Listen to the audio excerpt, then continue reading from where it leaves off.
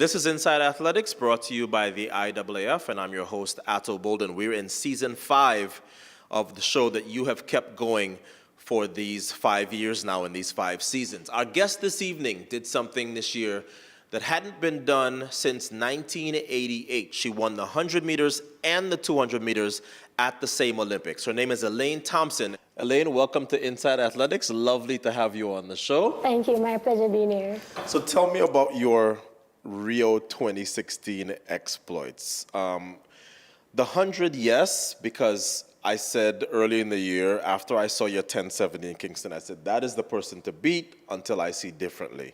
But I know the 200 has a very special place for you. It's the event that you got the silver medal in at the World Championships last year. You seemed almost shocked when you came across the line in Rio in the 200. Why was that? I was shocked because I remember at World Championship, I went out. It didn't hard as this year, but I went out and controlled my race. Yeah. And then Dafne came up on me. So I tried it a bit this year. And I went out harder this year. And then I was there going and going. I felt her coming, but I wanted to reach the line so bad. I knew I won, but I wanted to see the replay. Then I can celebrate from there. But I was a little bit shocked, yes, because I know she's a strong 200-meter finisher.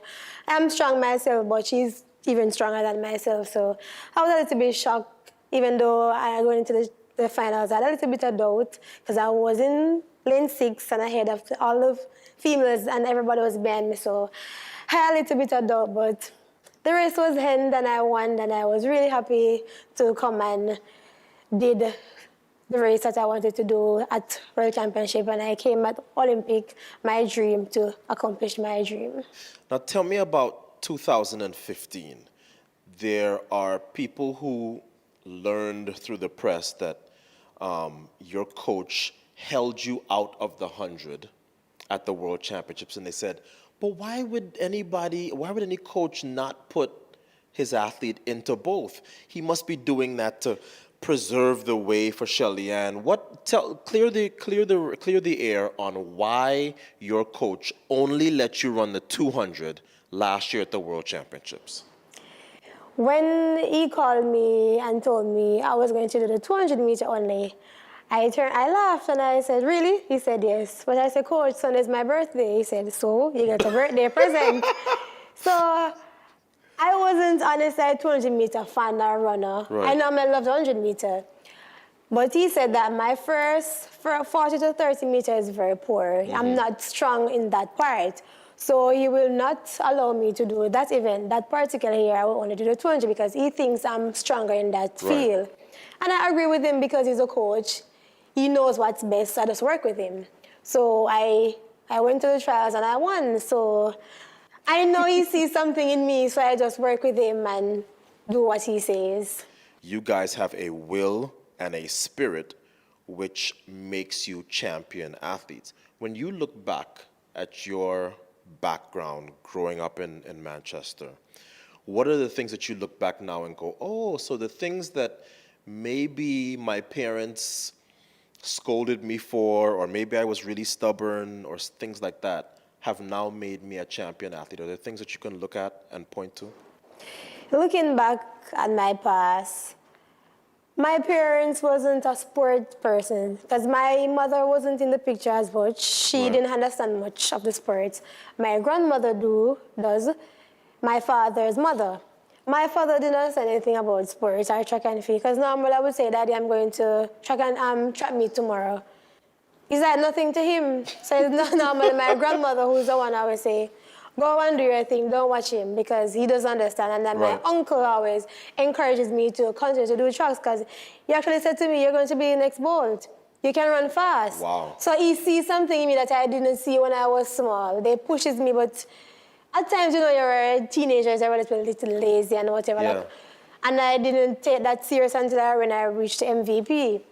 So looking back on my past, there wasn't that supportive. So I continued to push myself and do what I know I'm good at. And then people around normally tell me that you can do it, you're a champion. Because I remember at one point somebody looked at me and say, I look like a quarter mile, not a sprinter because I'm so tiny. So I said, really, I do not like 400. I don't like nothing over 100 meter comparing to a 400 meter. Right. So I just continue to motivate myself and watch other people who has grown. Vernica, Campbell Brown, Sherry Fraser Price, Merlin Otti. I even watch all the American. I'm a fan of track and field, so I watch everybody run. Wow. So that kind of motivates me to be where I'm at right now. My coach, my team management, everybody. So looking back at the past, that motivates me to be the Elaine Thompson that I am right now because nobody in my home knows nothing about track and field. Wow. They know that you go out and you run and you win, but they don't know the hard work and the dedication that you have to put in, or the sacrifice that you have to put in. So actually they believe now, because where I'm at right now, they believe that when I was running up all and down over the place, they knows what I wanted to do. So they know now. So now you're the Olympic champion twice over. That is not something that has happened often. 100 and 200 meter champion in the same Olympics, no less. What have you allowed yourself to splurge on a little bit now? So you go back home and you're like, okay, so I'm gonna buy this, maybe buying a house now, maybe buying a car. What are the things that, I mean, you have achieved a dream of many, many athletes. What are the things now that you're allowing yourself to say, you know what, it's okay, Elaine, you can now do these things? Winning an Olympic double gold medal is like a journey. It doesn't stop. Right. It's a journey, so I have to continue. And that journey, I have to finish my journey, even though my dream has come true. I don't want to go home and buy fancy stuff and big car and big house, because track and field is a sport that you receive and you lose. So you have to gain as much as you can in the sport and just get out. So my philosophy is to continue to work hard and being a better person, not to. My dream day with my fancy house and big car will soon come. I'm just 24, I need to make more money to put aside for my future. So this motivates me to even work harder, because I have a family to take care of and I want to make my family in the future. So this motivates me to be a wise person, spend wisely, and continue to work hard and train hard and do well on the track. So let's look forward to 2017 and the World Championships in London. I imagine that you will have the biggest target on your back of any of the women, because you have 2 titles that everybody is gunning for over the next 4 years, even though they can't even begin to take them back until Tokyo.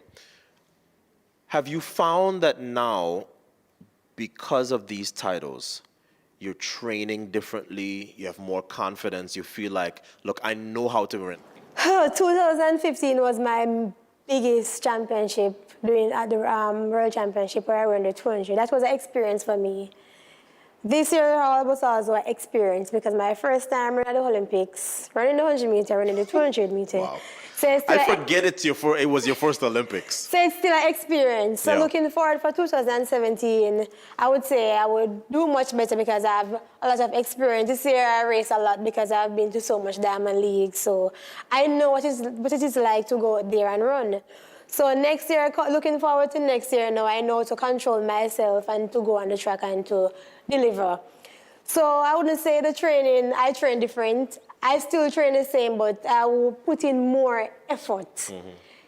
I put in more effort because, everybody wants to train with Elaine, everybody wants to beat Elaine. So I try to push myself the best that I can, because as a champion, training really hard, because you have to push yourself. So you train harder than a person who is trying to be a champion. Right. So looking forward for next year, going to be a better season, a good season, because this year motivates me to even looking forward for 2017 season. Now, I know both yourself and Shelly-Ann are very much girly girls. Y'all are into the hair, and you have your choker on tonight and all of that stuff. You came there with that, right? You didn't get that from her. That was something that you came there as well. How does that show up when we see you run? Because you haven't quite started to do your hair in all the colors like Shelly-Ann yet, but how have you found that, now that you're your own person now, you're an Olympic champion, can we expect to see you being more adventurous with your looks for your competitions? I have so much looks. If I go on the road now, nobody recognizes this is Elaine because of the ear changes. Right.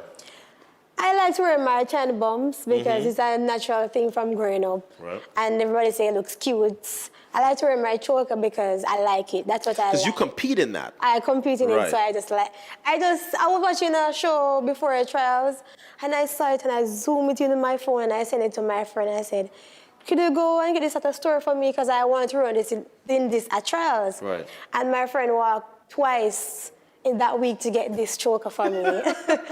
So when she got that choker now, I said, I'm going to run in this at trials. So I don't know if it was a inspiration to me, or I would say no, a good look. But I ran in it and I do so well, and I still wear it even in my sleep. So this is just an inspiration to me. And I will still run it at every season to come up. And the hairstyle now is like, you know, when you were younger, you didn't have money to do your hair and whatever. So being a champion, you want to look professional and fashionable on the street, people to recognize them or to see you, who you are in your own skin or whatever. And as I said, I admire Shelly how she approaches on the road and stuff. So I try to adopt certain style from her, not to be just like her, but to adopt style from her. I want to bring myself as simple, the best. So my hair changes a lot because I like to be neat and glammy. So this is just me, a neat person. Now, I've always said that the Caribbean can never have enough female role models, particularly in sports. Is that an important thing to you? That because now, I mean, people are going to be looking to you, not just from the Caribbean, certainly in Jamaica and worldwide, and trying to be the next Elaine Thompson. How important is the whole role model thing to you? To be a role model is always important because the same person who was my role model is not going to be that person anymore. So you have to build other role models, just like myself. I'm building myself to be other people's role model. Everybody wants to be like Elaine now. When Veronica was doing her thing, everybody wants to be a Veronica, everybody wants to be a Shelly. And so each year you're going to find somebody from my age group coming up. Everybody is going to want to be like them. So it is important to be a role model because I like to be around children. I like to motivate people. Because when I was a child, I used to get a lot of motivation from other people.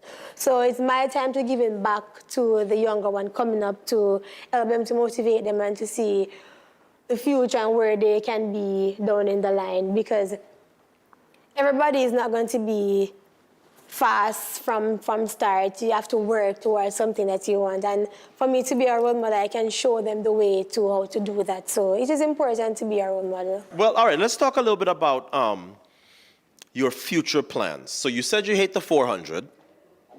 We know that you run the 4x1. Tell me about that 4x1 relay. Well, a relay comprises of 4 persons, and you have to trust each other. It's like a teamwork. So for me to be on a 4x1 relay on the Jamaica side, my role is to get that baton around as the best I can, because I ran the backstretch, and I know I did well on that backstretch. You did. But I know we wanted to get that gold because I really wanted to leave with 3 gold medals.